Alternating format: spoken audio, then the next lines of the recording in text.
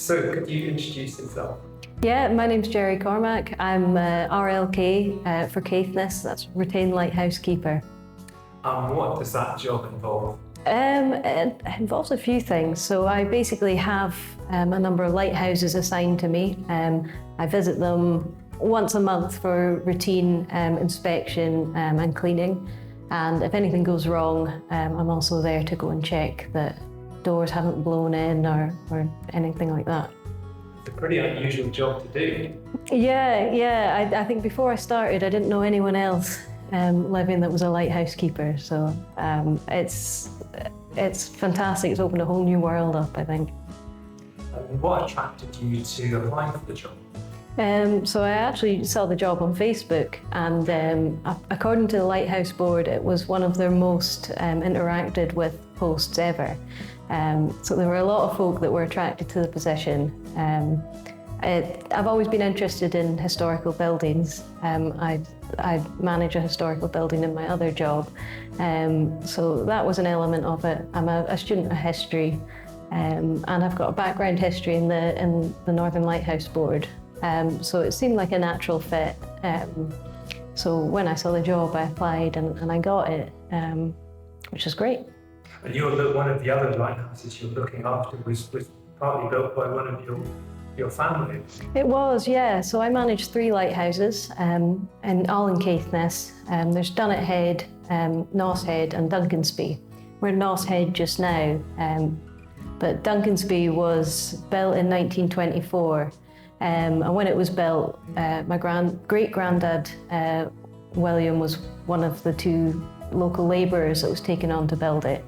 So there's been a connection there, and his son, my granddad, went on to work installing equipment for the Lighthouse Board in the 1960s. My great-uncle on my granny's side was also a lighthouse keeper up in Shetland, Uncle Makin. So I think the family connection, it made me aware of what the Northern Lighthouse Board was, and that was a big draw to it, is it's continuing on this sort of family legacy. And it's quite a calm day today, but I imagine it's not always like this. Yeah, it can get quite fierce, and especially in this lighthouse. It's quite an echoey building. You've got the spiral stairs down there, and you've got this huge room up here, and so noises are all amplified. We had hail last month in June, and I was standing up here, and I couldn't believe how loud it was. It was like thunder. And whenever there's wind, it whistles through the building. It sounds like screeching. It's quite amazing. There seems to be such a popular fascination with lighthouses. What do you think that is?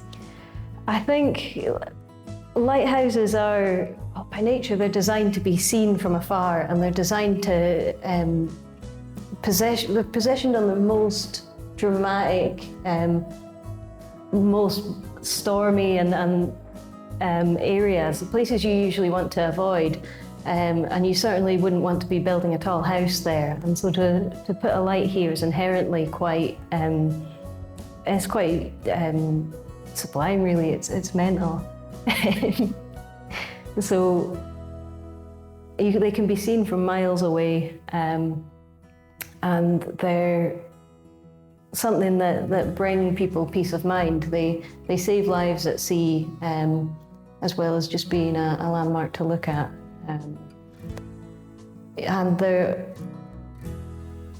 something that most people don't ever get to see inside as well. So there is an inherent mystery to it. You know, these days the lighthouses are empty most of the year, apart from when folk like myself come in. And back in the day of full-time lighthouse keepers, you know, it's just 2 or 3 people there, so it's quite a mysterious place, I think. So to get to come here and for this to be my office, that's quite amazing. So could you introduce yourself first of all? Sure. So my name's Makin. I live here at Noss Head Lighthouse. We live in one of the original keepers' cottages, and we've been living here since about 2019. Sounds like a dream place to live. What's it like? In the winter, it's very dark and it's very, very windy and frequently very stormy. So it's quite a dramatic place to live. And then you have glorious summer days like this, when it's just an absolute treat. But it's always a very, very special place to live. And what attracted you to living next to a lighthouse? You should always be really careful what stories you read your children, because my parents-in-law read my husband The Lighthouse Keeper's Lunch when he was a tiny child, and he always wanted to live in a lighthouse. And we saw these cottages come up for sale, and here we are. And it's in quite a dramatic position at the mouth of the Pentland Firth. Tell me a bit about its location and history. Sure. So the lighthouse was built in 1849, just as the herring boom was beginning to take off in Caithness. And it was built because a large number of ships would come up the Moray Firth, sort of behind us there, and come round, and they'd think they'd reached the Noss Head Headland and think they'd arrived at the corner, if you like, and then sail straight on and land in the beaches at Caithness and Rees. So there's a large number of shipwrecks. So there was a lot of appeals that a lighthouse should be built by the people who was founding the herring fishery, the fishing businesses, just for safety. And it was eventually built here in 1849. So tell me about the person who built this.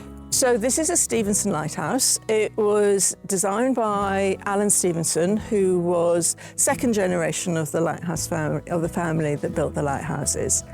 And he was an excellent engineer, but he was fascinated by Greek and Roman architecture. He would really, I think, have liked to have been a classicist. Of course, his nephew got away. It was Robert Louis Stevenson who got away, was the author who wrote Treasure Island.